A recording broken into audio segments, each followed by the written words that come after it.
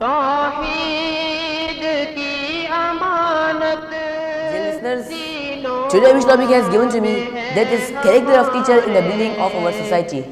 Mr. President and dear fellows, teacher is the maker of all society, no doubt, because he is the founder of all education and thus of the whole civilization, mankind present and future.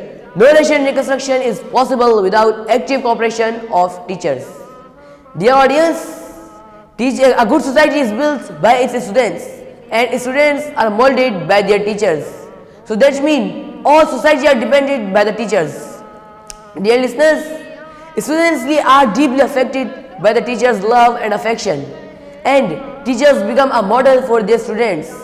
Students try to follow in his manner, style of conversation and his get-up and a lot more. And students tend to determine their aim in life and their future plans in consultation with their teachers.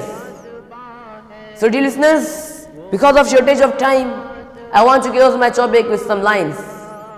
Dear listeners, education is one of ultimate service that is provided by the teachers. So please be careful and be serious with your teachers, because if he will be not, then you also will be nothing.